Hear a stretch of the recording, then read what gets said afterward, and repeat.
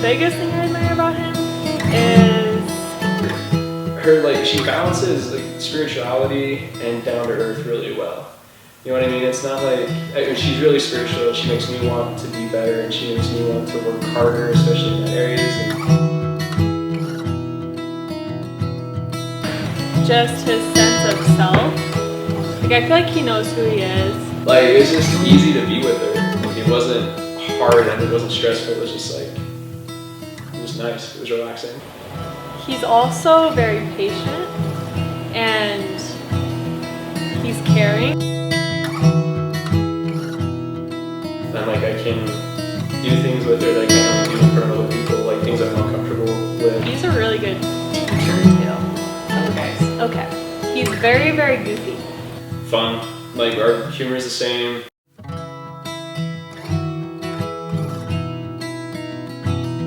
Caught my attention was actually like her love of music. Guys are funny, but he's goofy. Like, I was actually, when we kind of really first started talking, was because I was wearing a 21 Pilots shirt.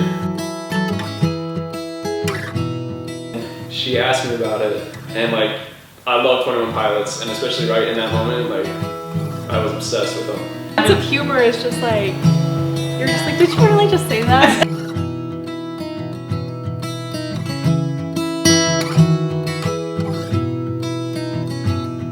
I dropped my accounting class and I added another psychology, so we were in groups, and there was this flipping cute guy, and he's majoring in psychology and he's an RM. So we talked a little, and by that I mean he said something funny to me and I said something back. And I think it was love at first sight. But wait, there's more. So I'm sitting in my sociology class and I look up, and guess who walks in the door? Yep, the boy! I saw him glancing over at me a couple times too. Let's be real, he probably wasn't even looking at me, but I like to pretend he was. So now he's in one of my classes every day and I have to look cute every day. Ugh, what a beautiful dilemma. And from that point on, he was known as Psychology Boy. I love his eyes. That's something I told my friends too before I even started talking to them, is that he had great eyes.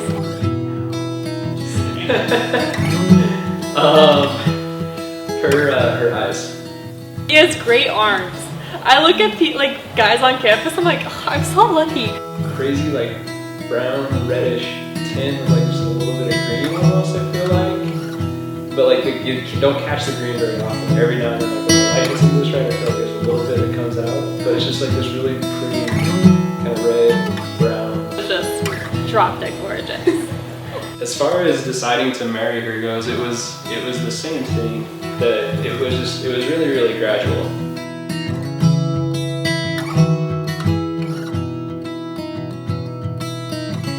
Like, a really scary thing for me, especially, and people who know like about my background and everything like that. Just marriage terrifies me.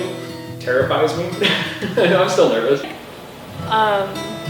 Just like so many things. In my internal families class, and we talked about the difference between soulmates and eternal companions. There's a few things that really stuck out with me, just like how prophets have talked a ton about how soulmates don't exist, and that, like, you know, if you work hard enough, you can make it work with anyone and everything like that. He won't say, yes, this is what you're supposed to do, or like, yes, this is, you know, don't do this or do this and everything like that, because by doing that it takes away your agency, but rather it's, if you were to do this, this would be a really good decision for you. Like, if this were to happen, this is not a good decision for you. But ultimately, it's up to you.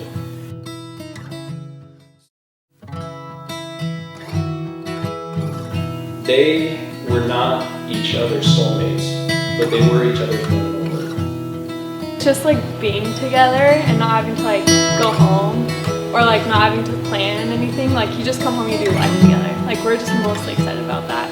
It's just like, okay, we can finally just do this and be happy about it, you know? I'm excited to like just be with her. He's gonna be like the most amazing father.